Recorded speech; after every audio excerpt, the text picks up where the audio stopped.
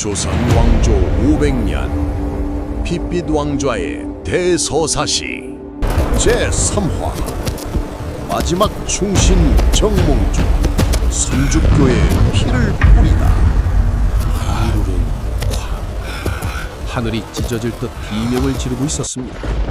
들리십니까? 저 하늘도 차마 눈뜨고 볼 수 없어 저리 울부짖는 것 아닙니까? 칠흑 같은 어둠이 개성 시내를 집어삼킨 밤이었습니다. 붉은 빗줄기가 마치 화살처럼 땅에 꽂히고 바닥에 고인 웅덩이마다 시커먼 그림자가 일렁거립니다. 저기 저 말박급 소리가 들리십니까? 다급합니다. 아주 다급해요. 누군가 죽을 힘을 다해 도망치고 있습니다. 헐떡거리는 말의 거친 숨소리와 진흙탕을 튀기는 소리가 정막을 찢어발깁니다. 말 위에 엎드려 있는 저 노인을 보십시오. 백발이 빈굴에 젖어 미역줄기처럼 얼굴에 달라붙었고 눈동자는 공포가 아니라 서러움으로 가득 차 있습니다. 고려의 마지막 기둥, 포옹 정몽주입니다. 나으리, 더 빨리 달리셔야 합니다. 뒤를 보십시오. 살기를 띤 그림자들이 늑대 떼처럼 따라붙고 있습니다. 이보시오, 거기 멈추시오. 어둠 속에서 짐승 같은 고함이 터져 나왔습니다. 쇠몽둥이를 든 거구의 사내들, 그들의 눈에서는 푸른 안광이 뿜어져 나옵니다. 조영규입니다. 이방원의 신복 조영규가 이를 갈며 말을 몰아 정몽주의 앞을 가로막았습니다. 대감, 이 밤중에 어딜 그리 급히 가십니까? 우리 정안군 대감께서 배웅이라도 해드리라 하셨소이다. 조영규의 목소리는 빗소리조차 뚫고 들어올 만큼 쩌렁쩌렁했습니다. 정몽주의 말이 힝하고 울며 앞발을 들었습니다. 늙은 중신은 바닥으로 나뒹굴었습니다. 진흙탕 속에 처박힌 비단 관복이 순식간에 흙투성이가 되었습니다. 아, 저 고고하던 하악이 시궁창에 떨어진 꼴이라니. 정몽주가 떨리는 손으로 바닥을 짚고 일어섭니다. 빗물이 입안으로 흘러들지만 그는 뱉을 생각조차 하지 않습니다. 그가 고개를 들어 조영규를 노려봅니다. 그 눈빛 보셨습니까? 칼보다 날카롭고 바위보다 단단한 그 눈빛 말입니다. 죽음 앞에서도 비굴함이라고는 찾아볼 수 없는 저 꼿꼿함. 네 이놈 영규야, 네 주인이 시키더냐? 썩 물러가지 못할까? 내 비록 힘없는 늙은이라 하나 명색이 도평이 사사요 고려의 신하건을 네 놈들이 감히 대낮도 아닌 밤을 틈타 길을 막느냐? 하늘이 두렵지 않으냐?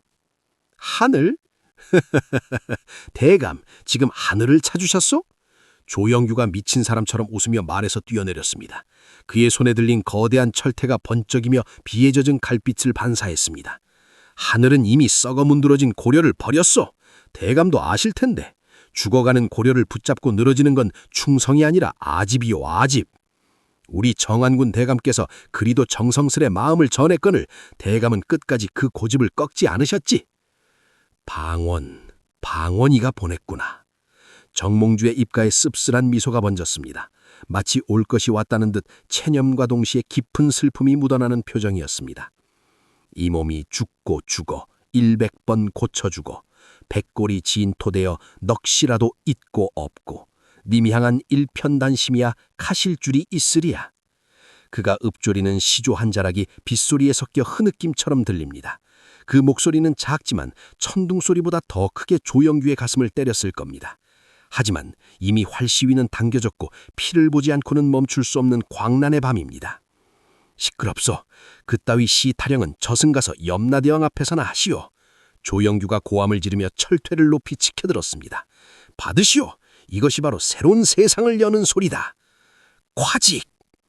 둔탁한 파여름이 선주교 다리 밑을 울렸습니다. 비명조차 지를 새가 없었습니다. 사람의 머리뼈가 그렇게 쉽게 부서지는 소리인지 저는 오늘 처음 알았습니다. 수박이 깨지는 것보다 더 허망하고 기왓장이 부서지는 것보다 더 소름 끼치는 소리였습니다. 붉은 피가 분수처럼 솟구쳐 올랐습니다. 빗물에 씻겨 내려가기도 전에 더 많은 피가 뿜어져 나와 선주교 돌다리를 적십니다. 하얀 돌이 검붉게 변해갑니다. 정몽주의 몸이 경련을 일으키며 축 늘어졌습니다. 그의 손은 끝까지 바닥에 있는 돌을 꽉 쥐고 놓지 않았습니다. 고려의 흙 한 줌이라도 놓지 않으려는 듯 말입니다. 조영규가 거친 숨을 몰아쉬며 피 묻은 철퇴를 바닥에 떨구었습니다. 그의 얼굴에도 정몽주의 뜨거운 피가 튀어 얼룩져 있습니다. 그는 떨고 있었습니다. 사람을 죽였다는 공포 때문일까요? 아니면 역사의 거대한 물줄기를 제 손으로 돌려버렸다는 전율 때문일까요? 됐다. 이제 다 끝났어. 그는 중얼거렸지만 정말 끝난 것일까요? 아니요, 천만에요. 이건 끝이 아니라 시작입니다. 피의 서막입니다. 이 빗물은 곧 개성바닥을 넘어 한반도 전체를 덮을 것입니다. 장면을 돌려봅시다. 바로 그 시각, 이방원의 집 사랑방입니다. 방 안에는 촛불 하나만이 위태롭게 흔들리고 있습니다. 이방원은 앉지도 서지도 못한 채 방 안을 서성이고 있습니다. 그의 그림자가 벽에 거대하게 비쳤다 사라지기를 반복합니다. 밖에서 들려오는 빗소리에 귀를 곤두세우며 그는 입술을 물어뜯고 있습니다. 입술에서 피가 배어나옵니다. 영규는 왜 아직 소식이 없는 게냐? 실패한 건가? 아니야, 그럴 리 없어. 영규라면 해낼 것이다. 반드시 해내야만 한다. 이방원이 혼잣말을 뇌까립니다.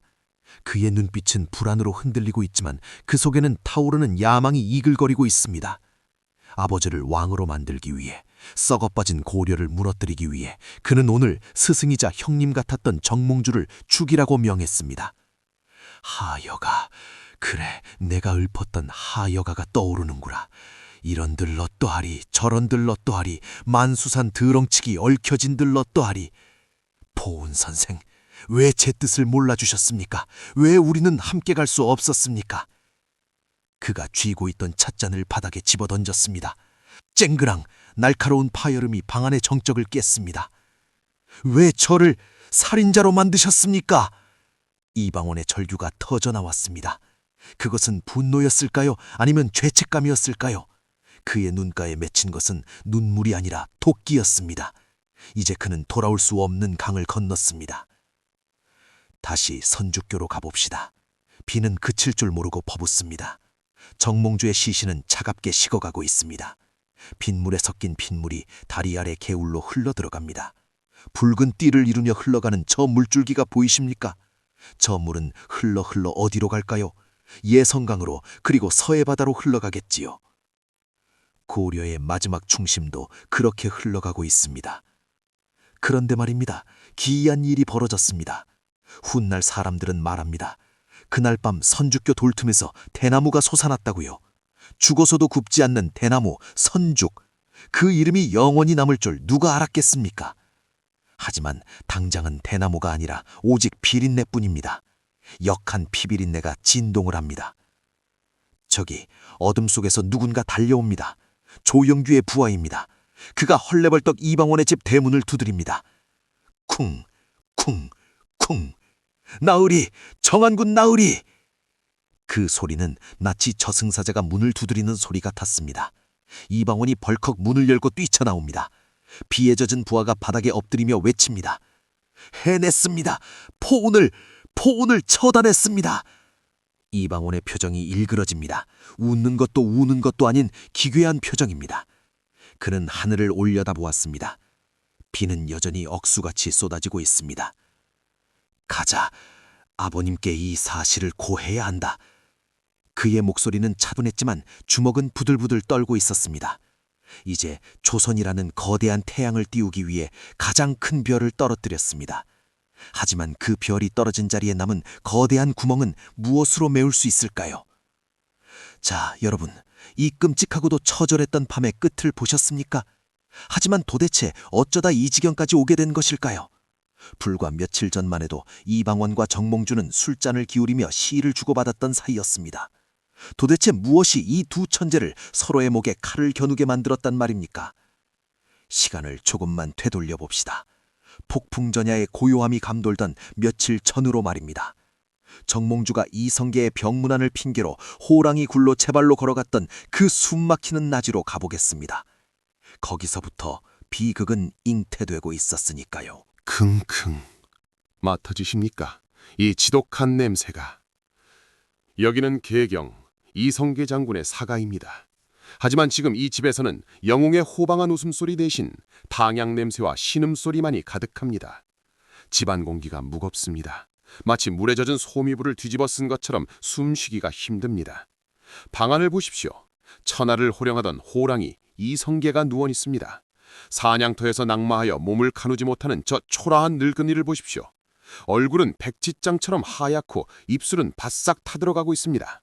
천하장사라 불리던 그가 이제는 숟가락 하나 들 힘이 없어 부인 강씨의 도움을 받아 간신히 약물을 넘기고 있습니다. 꿀꺽, 꿀꺽. 약사발을 비우자마자 터져나오는 고통스러운 신음. 그 소리를 문 밖에서 듣고 있는 아들 이방원의 표정을 보십시오. 그는 지금 문설주를 부여잡고 서 있습니다. 손톱이 나무에 박힐 듯이 힘을 주고 있습니다. 아버님, 조금만 참으십시오. 제가 반드시... 이방원의 눈이 붉게 충혈되어 있습니다. 분노입니다. 아버지가 다친 것은 단순한 사고가 아니라고 생각하기 때문입니다.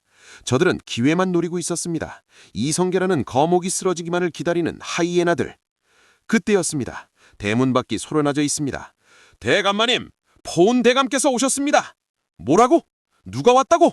이방원의 고개가 번개처럼 돌아갔습니다. 포은 정몽주. 그 이름 석자가 들리는 순간 이방원의 눈동자가 심하게 흔들렸습니다. 지금 이 상황에 아버지가 생사를 오가는 이 마당에 병문안을 핑계로 염탐을 하러 왔단 말이냐. 들라하라. 이방원이 이를 악물고 내뱉었습니다. 목소리가 떨리는 것을 감추려 주먹을 꽉 쥐었습니다. 저기 마당을 걸어 들어오는 정몽주를 보십시오. 뒷짐을 지고 느긋하게 걸어오는 저 자태. 하얀 도포자락에는 티끌 하나 묻지 않았습니다. 그는 마치 소풍 나온 선비처럼 여유롭습니다. 집안 가득한 양냄새 따위는 아랑곳하지 않는다는 듯 은은한 미소까지 띠고 있습니다. 아, 저 가증스러운 얼굴. 이방원이 마루에서 뛰어내려 정몽주의 앞을 막아섰습니다. 두 남자의 시선이 허공에서 부딪힙니다. 스파크가 튀는 것 같습니다. 스승님, 아니 포은대감, 귀한 발걸음을 하셨습니다. 이방원이 허리를 숙였지만 그 눈은 정몽주의 목을 겨누고 있었습니다. 허허, 방울아. 장군께서 낙마하셨다는 비보를 듣고 내 가만히 있을 수가 있어야지. 좀 어떠시냐? 위중하시다 들었다만. 정몽주의 목소리는 부드러웠습니다. 마치 친자식을 걱정하는 아버지처럼 다정하기까지 합니다. 하지만 그 눈을 보십시오. 웃고 있는 눈꼬리 속에 감춰진 차가운 칼날이 보이지 않으십니까? 그는 지금 묻고 있는 겁니다.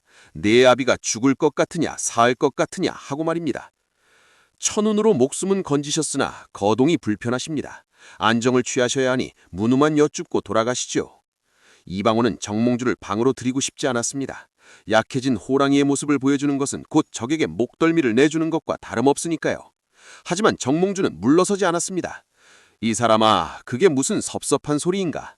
내 평생지기인 장군을 보지 않고 어찌 발길을 돌리겠느냐? 잠시 얼굴만 보고 가마, 비켜라! 정몽주가 이방원의 어깨를 툭 치고 지나갑니다. 그 손길이 어찌나 당당한지 이방원은 순간 얼어붙어 말입니다. 아, 명분! 저놈의 빌어먹을 명분! 친구가 아픈 친구를 보러 가겠다는데 자식이 막을 명분이 없었던 겁니다. 드르륵. 방문이 열렸습니다. 누워있던 이성계가 힘겹게 눈을 떴습니다. 포은, 왔는가? 이성계의 목소리는 갈라져 쇳소리가 났습니다. 정몽주가 윗목에 앉아 이성계를 내려다봅니다. 그 순간 정몽주의 눈빛이 번뜩였습니다. 그는 확인했습니다. 천하의 이성계가 이빨 빠진 호랑이가 되었다는 것을. 장군, 어쩌다 이런 변을 당하셨어. 고려의 기둥이 흔들리니 내 마음이 무너지는 듯하오. 거짓말! 새빨간 거짓말! 정몽주의 속마음이 들리지 않으십니까? 이제 기회다. 이성계가 쓰러졌으니 이참에 그 일당들을 모두 쳐내고 고려를 다시 세우자. 그의 머릿속은 지금 복잡한 계산으로 돌아가고 있습니다. 이성계는 힘없이 고개를 돌려 벽을 바라보았습니다. 할 말이 없어서가 아닙니다. 친구였던 정몽주의 눈에서 살기를 읽었기 때문입니다. 네, 금방 털고 일어날 것이네. 걱정 마시게. 암요, 그러셔야지요. 장군이 없으면 이 나라가 어찌 되겠습니까? 부디 쾌차하시오. 내 조정길은 걱정 말고 푹 쉬게 잘 처리해두리다. 잘 처리해두겠다. 저 말의 뜻을 아시겠습니까? 너는 여기서 썩어가라. 권력은 내가 다시 가져가겠다. 이 선전포고라 들리지 않으십니까? 정몽주가 자리에서 일어났습니다. 방을 나가는 그의 발걸음은 들어올 때보다 훨씬 가벼워 보였습니다. 그는 확신을 얻었습니다. 호랑이는 병들었고 새끼 호랑이인 이방원은 아직 어리다고 판단한 겁니다. 방을 나온 정몽주가 다시 이방원과 마주섰습니다. 방원아, 예 대감, 아버님 잘 모셔라. 효도가 사람의 도리 아니겠느냐. 세상 일은 순리대로 흘러가는 법이지. 억지로 물길을 돌리려 하면 반드시 탈이 나는 법이지. 정몽주가 의미심장한 말을 남기고 대문 밖으로 사라졌습니다. 멀어지는 그의 뒷모습을 보며 이방원은 부르릉 몸을 떨었습니다. 모욕감이었습니다. 그리고 공포였습니다. 저자가 돌아가면 무슨 짓을 꾸밀지 너무나 뻔했기 때문입니다. 정도전, 조준, 남운, 개국을 꿈꾸는 동지들이 줄줄이 유배를 가거나 차명을 당할 위기입니다. 순리? 고려가 썩어 문드러져 백성이 굶어 죽는 게 순이란 말이냐? 이방원이 소리쳤지만 정몽주는 이미 사라진 뒤였습니다. 그날 밤 이방원은 잠을 이룰 수 없었습니다. 마당에 나와 서성이는 그의 머릿속엔 오직 하나뿐이었습니다. 설득해야 한다. 마지막 한 번 더 설득해야 한다. 그래도 안 되면 그의 손은 소매 속에 감춰둔 단검을 만작거렸습니다. 차가운 쇠의 감축이 손끝을 찌릅니다. 그래, 술자리를 마련하자. 거기서 그의 진심을 확인하자. 만약 그 자리에서도 고려라는 껍데기를 고집한다면. 이방원의 눈빛이 매섭게 변했습니다. 그는 결심했습니다. 마지막 단판을 짓기로. 이것이 바로 그 유명한 하여가와 단심가가 탄생하게 될 운명의 술자리, 그 서막이었습니다. 자, 여러분, 장면이 바뀝니다. 며칠 후 이방원이 정몽주를 자신의 집으로 초대했습니다. 겉으론 쾌차를 비는 연회였지만 실상은 생사를 건 마지막 회담장이었습니다.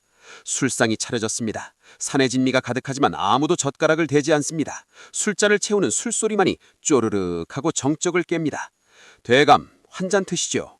이방원이 두 손으로 공손히 술을 따릅니다. 정몽주가 그 잔을 받아듭니다. 고맙네. 자네도 한 잔 받게. 오고 가는 술잔 속에 탐색전이 시작됩니다. 이방원은 정몽주의 눈치를 살피며 입을 뗐습니다. 대감, 요즘 세상 돌아가는 꼴이 참으로 어지럽습니다. 백성들은 도탄에 빠져있고 조정은 부패했습니다. 언제까지 이 낡은 집에 석가래만 갈아 끼우며 버틸 수 있겠습니까? 직구입니다. 이방원이 돌직구를 날렸습니다. 고려를 뒤집자는 말을 애둘러 표현한 것입니다. 정몽주가 술잔을 입에 대다 말고 멈칫합니다. 그리고는 빙긋이 웃으며 이방원을 쳐다봅니다. 낡은 집이라. 허나 그 집은 조상 대대로 물려받은 집이네. 기둥이 썩었으면 기둥을 갈고 지붕이 샜으면 지붕을 고치면 될 일이 어찌 멀쩡한 주춧돌까지 파내려 하는가. 받아쳤습니다. 정몽주 역시 만만치 않습니다. 개혁은 하되 역성혁명은 안 된다는 뜻을 분명히 했습니다. 방 안의 공기가 차갑게 식어갑니다. 옆에서 시중 들던 하인들도 숨을 죽입니다. 이방원의 눈썹이 꿈틀거립니다. 말로는 안 통하는 상대입니다. 그렇다면 시로서 마음을 떠보는 수밖에 없습니다. 이방원이 갑자기 자리에서 벌떡 일어났습니다. 그리고는 술잔을 높이 들고 목청을 가다듬었습니다. 대감, 흥이 깨지니 제가 시 한 수 읽어 분위기를 띄워보겠습니다. 올 것이 왔습니다, 여러분. 역사 교과서에서 수백 번 보았던 바로 그 장면. 이방원의 하여가가 지금 터져나옵니다. 그가 어떻게 읽었을까요? 점잖게? 아니요, 절규하듯 호소하듯 애원하듯 불렀을 겁니다. 이런들 어떠하리, 저런들 어떠하리. 이방원의 목소리가 술청을 뒤흔듭니다. 아니, 이건 노래가 아닙니다. 살려달라는 애원이고 함께 살자는 절규입니다. 그의 눈에 그렁그렁한 물기가 보이십니까? 천하의 이방원이 울고 있습니다. 만수산 드렁치기 얽혀진들 어떠하리. 우리도 이같이 얽혀서 100년까지 누리리라. 들리십니까? 저 처절한 호소가. 대감, 제발 눈 딱 감고 손 한번 잡아주십시오. 고려니 조선이니 그 껍데기가 뭐가 중요합니까? 칡넝쿨처럼 서로 엉켜서 당신은 왕의 스승이 되고 나는 왕의 아들이 되어 이 세상을 우리 뜻대로 한번 주물러 보자는 말입니다. 제발 죽음을 자초하지 마십시오. 이방원은 숨이 턱턱 막혀옵니다. 쥐고 있던 술잔에서 술이 넘쳐 손등을 흐릅니다. 술인지 눈물인지 알 수가 없습니다. 그는 지금 정몽주라는 거대한 산 앞에 무릎 꿇고 비는 심적으로 노래하고 있는 겁니다. 방 안의 모든 시선이 정몽주에게 꽂힙니다. 조영규를 비롯한 무사들이 문 밖에서 숨죽이며 귀를 기울이고 있습니다. 칼자루를 쥐인 그들의 손에 땀이 찹니다. 과연 포우는 어떤 답을 내놓을 것인가? 정몽주가 천천히 고개를 듭니다. 그의 표정을 보십시오. 화를 내고 있나요? 아닙니다. 비웃고 있나요? 그것도 아닙니다. 그는 슬퍼하고 있습니다. 벼랑 끝으로 달려가는 제자를 바라보는 스승의 눈빛, 딱 그겁니다. 허허, 방원아. 정몽주가 씁쓸하게 입맛을 다십니다. 네 뜻이 정녕 그러하냐. 칡넝쿨처럼 얽히고 설켜 옳고 그름도 없이 그저 배불리고 등따숩게 사는 것. 그것이 네가 꿈꾸는 세상이더냐. 정몽주가 자리에서 일어납니다. 촛불 그림자가 그의 얼굴을 반쯤 가립니다. 그가 붓을 들어 종이에 무언가를 적으려다 멈춥니다. 아니, 붓은 필요 없습니다. 그의 가슴 속에 이미 수천 번도 더 새겨진 문장이 있으니까요. 그가 입을 엽니다. 목소리는 작지만 방 안의 공기를 얼어붙게 만듭니다.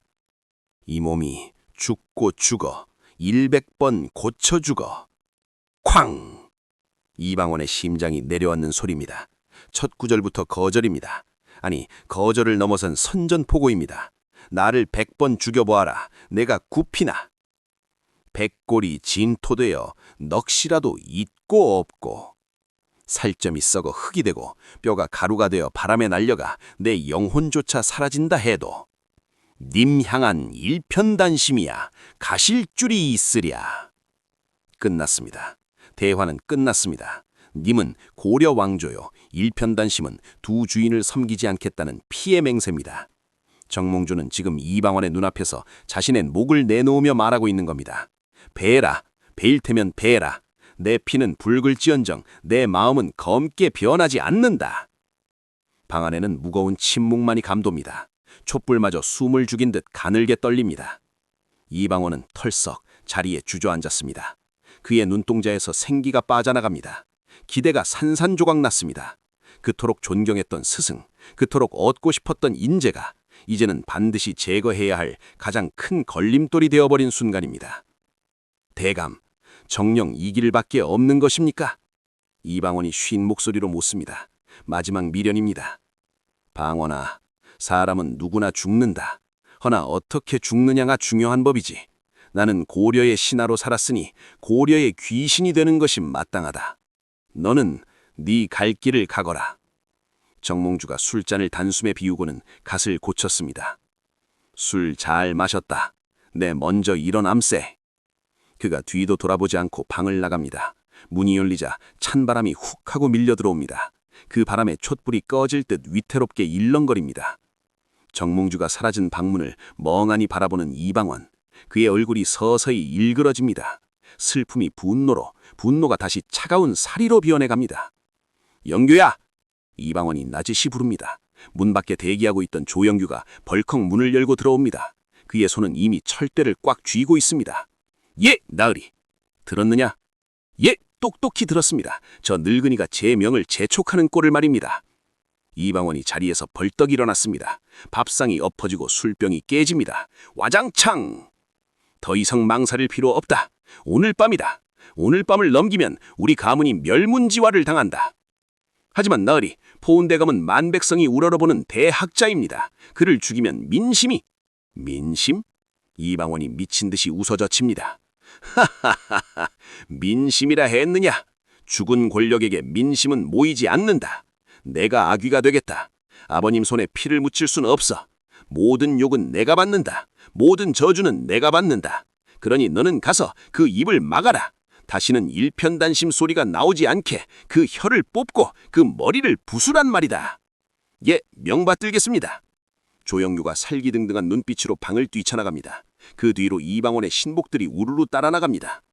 이방원은 홀로 남았습니다. 엎어진 술상, 깨진 파편들, 마치 자신의 마음 같습니다. 그는 기둥을 부여잡고 끄끄거리며 울음을 삼킵니다. 포운, 왜 저를 버리셨습니까? 왜 저를 악귀로 만드십니까? 그 시각 정몽주는 말을 타고 집으로 돌아가고 있습니다. 비가 내리기 시작합니다. 한 방울 두 방울 떨어지던 빗방울이 어느새 장대비가 되어 쏟아집니다. 하늘도 아는 것입니다. 곧 벌어질 참극을 미리 애도하는 것입니다. 정몽주는 말 위에서 비를 맞으며 눈을 감습니다. 술기운이 올라오지만 정신은 그 어느 때보다 맑습니다. 방원이가 나를 죽이겠구나. 그는 알고 있습니다. 이방원의 눈에서 보았던 그 서늘한 살기, 오늘 밤이 자신의 제삿날일 것임을 직감했습니다. 하지만 그는 말머리를 돌리지 않습니다. 도망치지도 않습니다. 농명, 그래, 사슴이 우는 소리라 했던가. 내 죽음이 고려의 마지막 중소리가 되겠구나. 그는 천천히, 아주 천천히 말을 몹니다. 마치 죽음을 마중 나가는 사람처럼 말입니다. 선주교, 운명의 장소 선주교가 저만치 보입니다. 다리 밑으로 흐르는 물소리가 오늘따라 우연히 유난히 크게 들립니다. 두구두구두구두구두구. 뒤에서 말발굽 소리가 들려옵니다. 하나가 아닙니다. 여럿입니다. 점점 가까워집니다. 정몽주의 호위무사들이 긴장하며 칼을 뽑습니다. 대감, 뒤에 추격자입니다. 속도를 내셔야 합니다. 호위무사가 외치지만 정몽주는 고개를 젓습니다. 두어라, 피한다고 피할 수 없는 운명이다.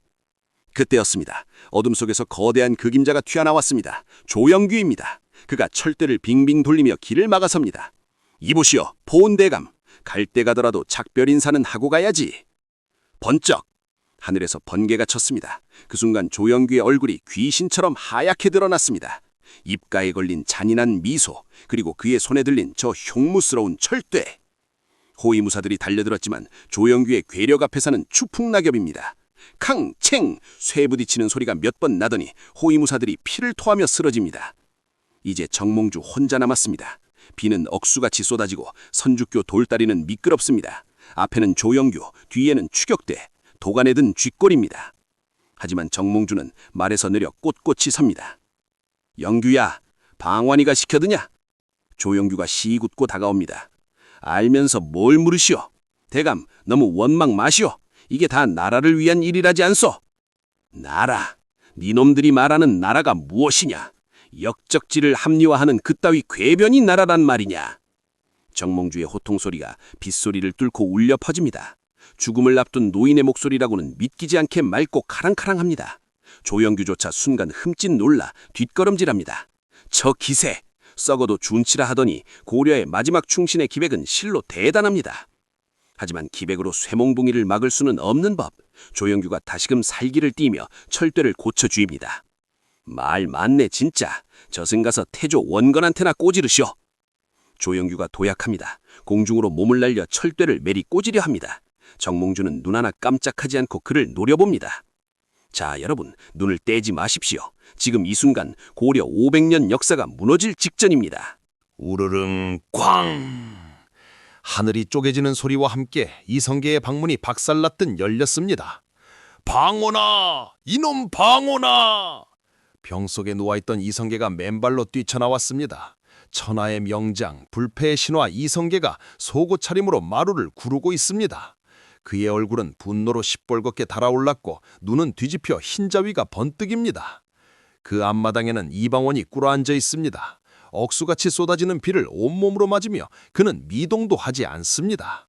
빗물이 그의 얼굴을 타고 흐르지만 그의 눈은 형형하게 빛나고 있습니다.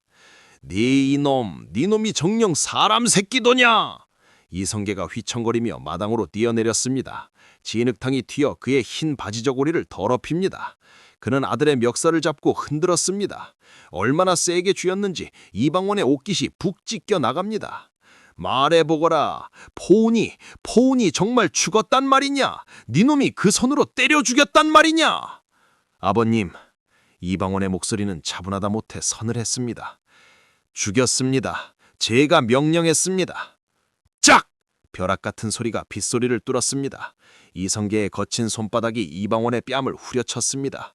고개가 획 돌아갔지만 이방원은 다시 고개를 바로하고 아버지를 똑바로 쳐다봅니다. 입가에서 피가 주르륵 흘러내립니다. 이 천하의 폐류나 같은 놈, 포운이 누구냐? 내 버시자 이 나라의 마지막 양심이다. 백성들이 하늘처럼 떠받드는 대학자란 말이다. 그런 사람을 대낮도 아니고 밤중에 그것도 쇠몽둥이로 때려 죽여. 네 놈이 정녕 제정신이냐? 이성계가 가슴을 찢어뜨며 통곡했습니다.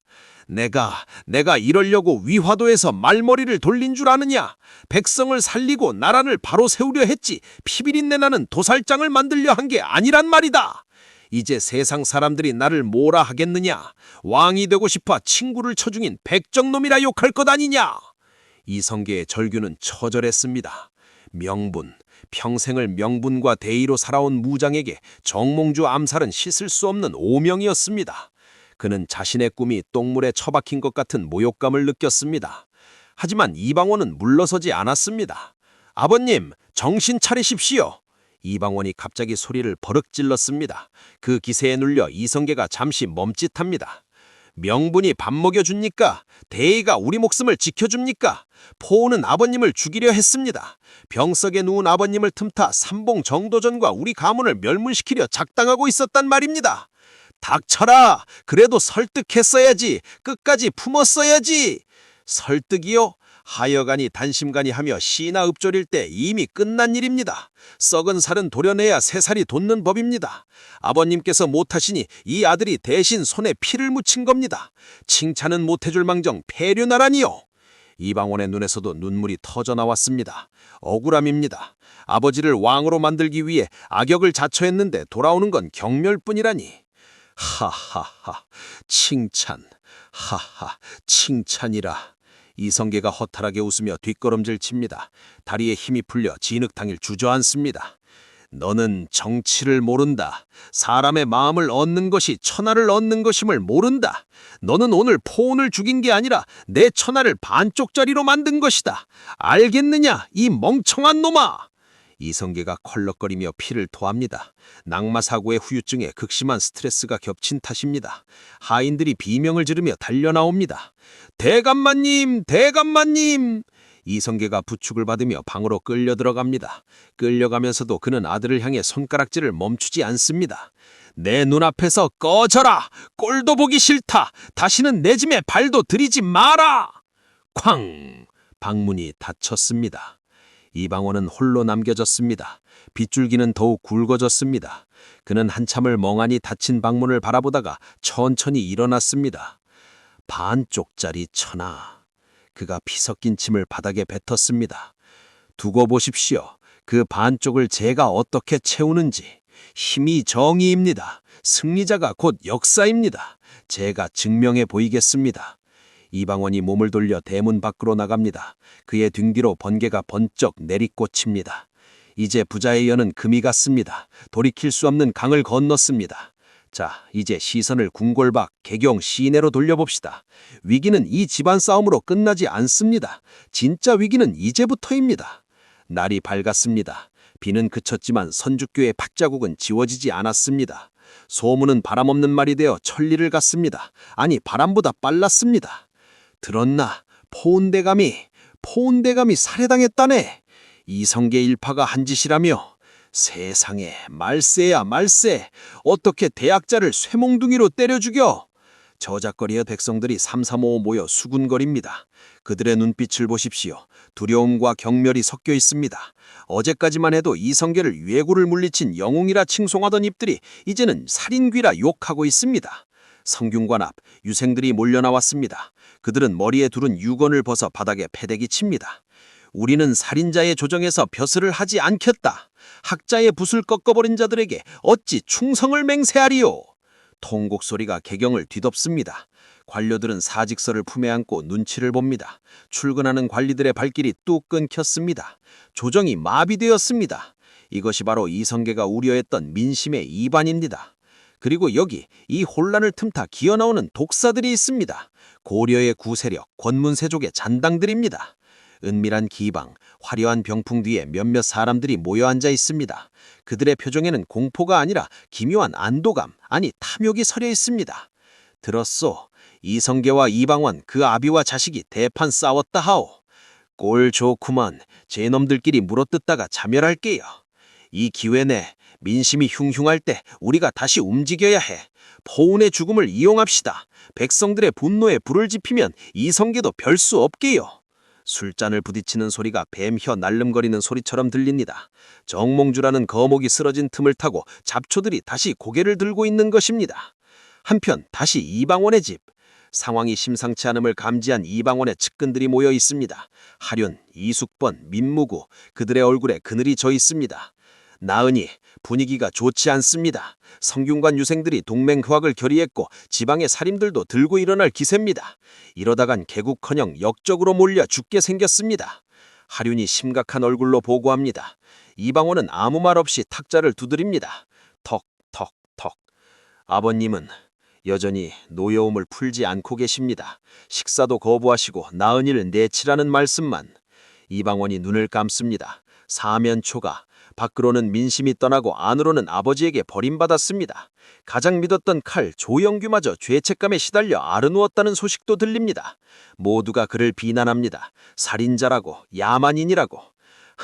이거 참, 내가 판을 따라줬는데 다들 겁먹고 도망칠 궁리만 하는구나. 이방원이 눈을 번쩍 뜹니다. 그 눈빛은 궁지에 몰린 쥐가 아니라 사냥감을 노리는 맹수의 것이었습니다. 위기라고? 아니, 이건 기회다. 옥석을 가릴 기회. 그가 벌떡 일어납니다. 겁쟁이들은 가라 해라. 썩은 선비놈들 떠들 테견 떠들라지. 진짜 내 편이 누군지 이참에 확실히 물갈이를 해야겠어. 그가 벽에 걸린 칼을 뽑아듭니다. 시퍼런 날이 번뜩입니다. 삼봉 정도전 내감은 어디 계시냐? 유배지에서 풀려나 올라오고 계십니다. 그래, 그 영감쟁이라면 말이 좀 통하겠지. 준비해라. 우리는 멈추지 않는다. 내일 방장 공양왕을 압박한다. 예? 폐주 공양왕을 말입니까? 하지만 아직 장군께서 허락하지 않으셨는데. 아버님의 허락 따위 기다리다간 우리 목이 먼저 달아난다. 왕을 갈아채운다. 아니, 왕조를 끝장낸다. 내가 총대를 맨다. 이방원의 폭주, 브레이크가 고장난 기관차처럼 그는 더욱 위험한 도박을 감행하려 합니다. 정몽주를 죽인 것이 모자라 이제는 살아있는 왕의 목에 칼을 겨누겠다는 겁니다. 하지만 여러분, 이게 과연 쉬운 일일까요? 공양왕이 바보입니까? 그도 살기 위해 발버둥 칠 겁니다. 그리고 이성계, 그 고지식한 아버지가 과연 이 아들의 폭주를 가만히 보고만 있을까요? 갈등은 봉합되지 않았습니다. 오히려 골마 터질 직전입니다. 정몽주의 피가 마르기도 전에 개경에는 또다시 피바람이 불어올 준비를 하고 있습니다. 밖에는 다시 비가 내리기 시작합니다. 추적추적 내리는 비가 마치 고려의 눈물 같습니다. 이 빗 속에서 누군가는 살기 위해 도망치고 누군가는 죽이기 위해 칼을 갑니다. 자, 이제 클라이맥스로 가야 합니다. 이방원이 공양왕을 폐위시키고 이성계를 왕위에 올리는 그 숨막히는 순간. 하지만 이성계는 끝까지 거부합니다. 옥새를 둘러싼 마지막 줄달리기. 7월의 태양은 뜨거웠습니다. 아니, 뜨겁다 못해 살을 태우는 듯 했습니다. 1392년 음력 7월 17일, 고려의 마지막 숨통이 끊어지는 날, 하늘은 구름 한 점 없이 맑았습니다. 너무 맑아서 잔인했습니다. 개경 수창궁의 기와지붕이로 아지랑이가 피어오릅니다. 매미들이 미친 듯이 울어댑니다. 맴, 맴, 맴. 마치 고려의 비명을 대신 질러주는 것 같습니다. 자, 수창궁 안으로 들어가 봅시다. 공양왕 왕요. 고려의 마지막 왕이 옥좌에 앉아 있습니다. 아니, 앉아 있다기보다 매달려 있습니다. 그의 얼굴은 땀과 눈물로 번벅이 되었습니다. 덜덜덜. 그의 손이 사시나무 떨듯 떨립니다. 그 손에 들린 것은 옥새. 고려 500년 왕조의 상징이자 권력 그 자체인 붉은 도장입니다. 하지만 지금 왕요에게 저 옥새는 불덩어리입니다. 손을 대게 하고 심장을 태우는 저주받은 물건입니다. 폐하, 결단을 내리셔야 합니다. 백응념이 엎드려 소리칩니다. 그 뒤로 조준, 정도전, 남은, 이성계의 측근들이 시퍼런 눈을 뜨고 왕을 압박하고 있습니다. 칼만 안 들었지 강도나 다름없습니다. 이보시오들, 제발 나 좀 살려주시오. 내 이 자리를 내놓을 테니 목숨만은, 내 가족 목숨만은 살려주시오. 왕요가 울부짖으며 옥새를 바닥에 내려던지듯 내려놓습니다. 쿵! 둔탁한 소리가 대전을 울립니다. 옥새가 대굴대굴 굴러 백응념의 무릎 앞에 멈춥니다. 500년 사직이 저렇게 허무하게 바닥을 굴렀습니다. 자, 이제 이 옥새의 주인은 누구입니까? 백응념이 옥새를 주워들고 높이 치켜듭니다. 대세는 넘어왔다. 옥새를 모시고 이성계 장군의 사저로 간다. 우르르. 관료들이 썰물처럼 빠져나갑니다. 텅 빈 대전에는 공양왕 혼자 남겨졌습니다. 그는 옥좌에서 미끄러져 내려와 바닥을 기어다닙니다. 아이고, 왕건 태조시여, 못난 후손을 용서하소서. 그의 통곡 소리가 텅 빈 궁궐 기둥을 때리고 흩어집니다. 하지만 아무도 듣지 않습니다. 권력은 이미 이동했습니다. 잔인하게 그리고 신속하게. 장면을 바꿉니다. 개경 시내를 가로지르는 행렬. 백응념이 옥새를 받쳐들고 앞장섭니다. 그 뒤로 수백 명의 관료와 군사들이 따릅니다. 만세! 이성계 장군 만세! 관제 데모가 시작되었습니다. 미리 심어둔 바람잡이들이 소리를 지르자 영문 모르는 백성들도 얼떨결에 따라 외칩니다. 하지만 그들의 눈을 보십시오. 환호가 아닙니다. 두려움입니다. 세상이 뒤집히는구나. 납자가 엎드려야 산다. 본능적인 생존 본능이 그들을 소리지르게 만들고 있습니다. 행렬이 도착한 곳은 이성계의 사저. 대문이 굳게 닫혀 있습니다. 장군, 문을 열어주십시오. 옥새를 가져왔습니다. 1000명을 받으십시오. 백응념이 목이 터져라 외칩니다. 하지만 대문은 열리지 않습니다. 집안은 쥐 죽은 듯 조용합니다. 자, 담장을 넘어 집 안으로 들어가 봅시다. 이성계는 어디 있습니까? 마루? 사랑방? 아닙니다. 그는 지금 뒷간 옆 헛간에 숨어 있습니다. 네, 잘못 들으신 게 아닙니다. 천하의 이성계가 헛간 문을 걸어 잠그고 웅크리고 있습니다. 못한다. 나는 못한다. 이성계가 머리를 감싸주고 소리칩니다. 연기일까요? 쇼일까요? 아니요, 저건 진심입니다. 공포입니다. 내가 왕이 되면 역적이 되는 것이다. 포온을 죽인 것도 모자라 왕위까지 찬탈했다? 역사책에 내 이름이 어떻게 적히겠느냐? 왕위를 훔친 도둑놈이라 적힐 게 뻔한데 내가 미쳤다고 그 자리에 앉느냐? 그는 두려운 겁니다. 평생 쌓아온 충신, 영웅의 이미지가 박살나는 것이 죽기보다 싫은 겁니다. 그때 헛간문을 누군가 거칠게 두드립니다. 여보, 대감, 언제까지 이러고 계실 겁니까? 강씨 부인, 훗날 신덕황후입니다. 그네의 목소리는 칼칼하고 단호합니다. 밖을 보십시오. 수백 명의 신하가 땡볕 아래 엎드려 있습니다. 저들을 다 죽이실 겁니까? 대감이 거절하면 저들은 다 영모죄로 죽습니다. 그리고 우리 가족, 방원, 방번, 방석이 다 죽습니다. 강씨 부인의 일갈. 다 죽는다는 말에 이성계의 어깨가 움찔합니다. 당신이 살고 싶어서가 아니라 자식들을 살리기 위해 왕이 되셔야 합니다. 그게 아비의 도리 아닙니까? 끼익. 헛간문이 열립니다. 이성계가 땀에 젖은 얼굴로 걸어 나옵니다. 그의 표정은 계승장군의 표정이 아닙니다. 도살장에 끌려가는 소의 눈망울입니다. 그가 마당으로 나섭니다. 대문이 활짝 열립니다. 와! 마당을 가득 재는 신하들이 일제히 머리를 조아립니다. 땅바닥에 이마를 찍는 소리가 쿵쿵쿵 들립니다. 전하! 부디 옥스를 받으시고 만백성을 굽어 살피소서. 백응념이 옥새를 바칩니다. 이성계가 그 붉은 도장을 내려다봅니다. 저 작은 돌덩어리가 왜 이리 무거워 보일까요? 그는 떨리는 손을 뻗습니다. 옥새를 잡는 순간 그의 손등에 핏줄이 툭 튀어나옵니다. 알겠소.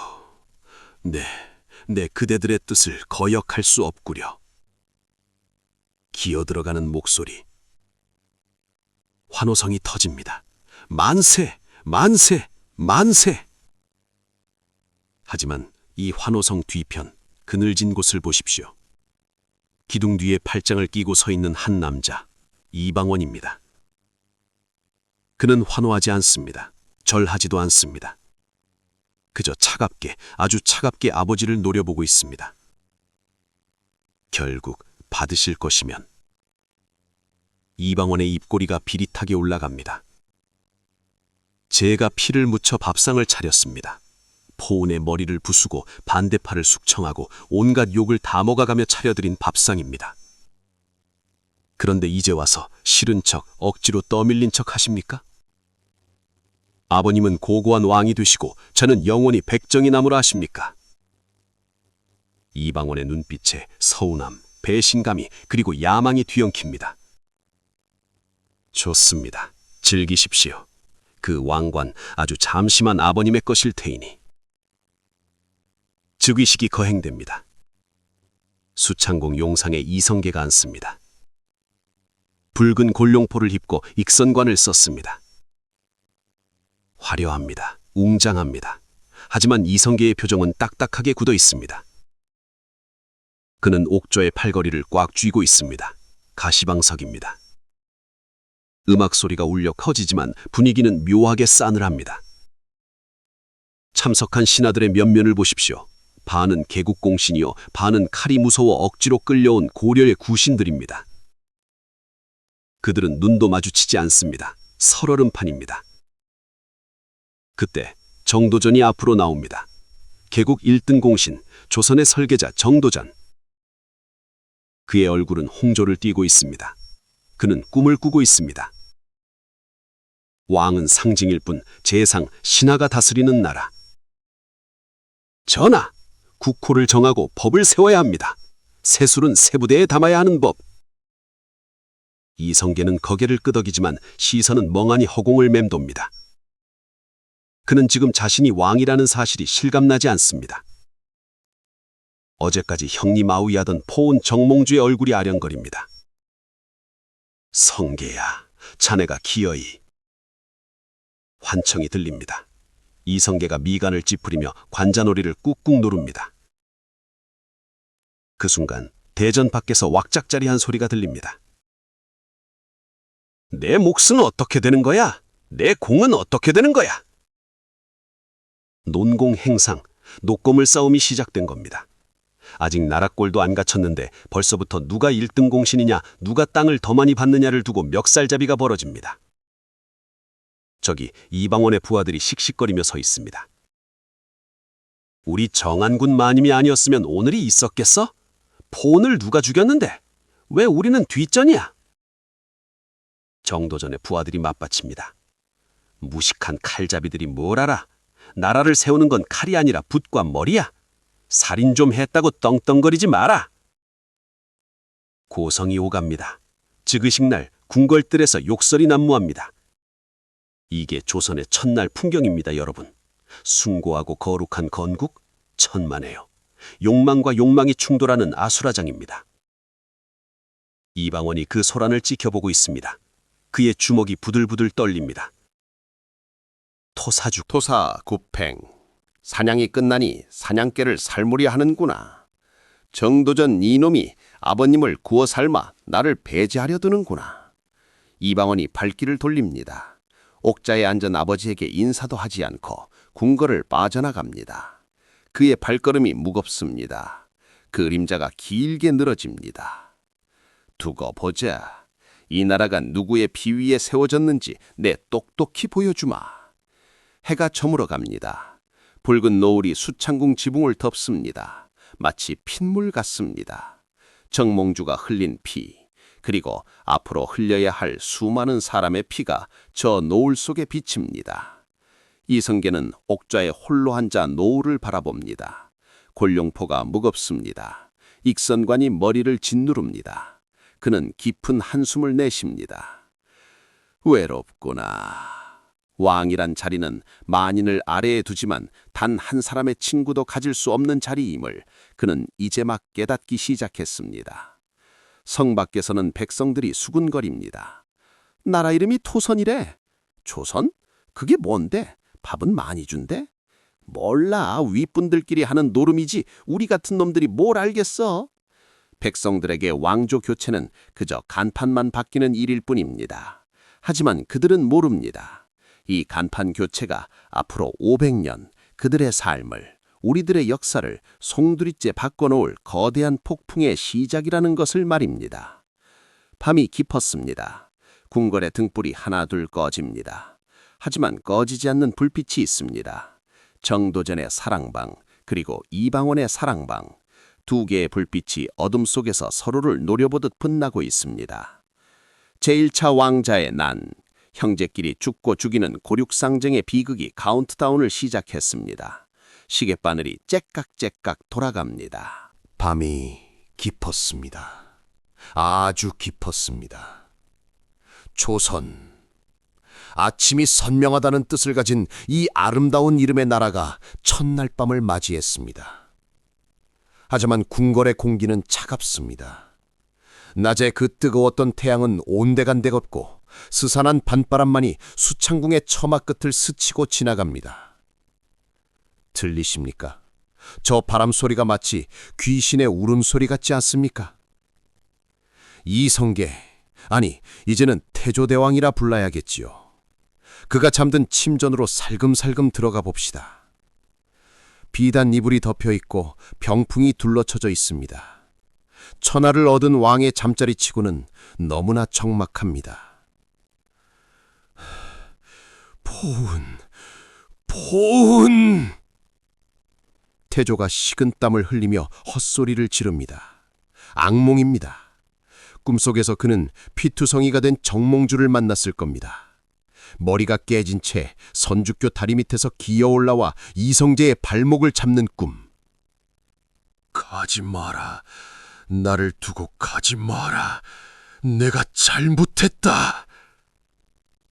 태조가 번쩍 눈을 떴습니다. 거친 숨을 몰아쉽니다. 헉. 곁을 지키던 내관이 기겁하며 달려옵니다. 전하, 악몽을 꾸셨사옵니까? 물을 대령할까요? 아니다. 물러가라.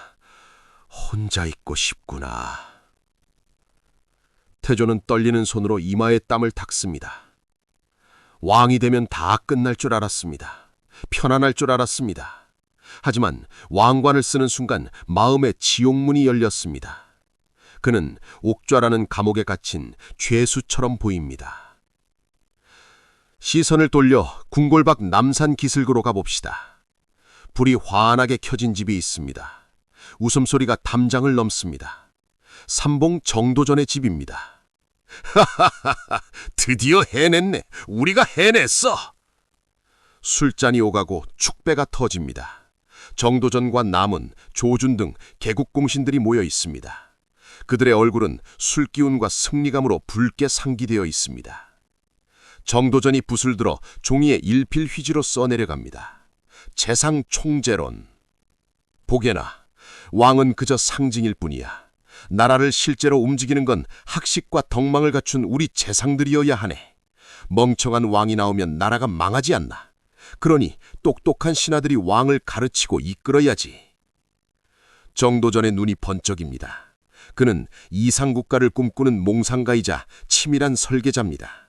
그는 지금 이성계라는 허수아비를 세워두고 자신이 설계한 완벽한 유교국가를 만들 생각에 벅차 있습니다.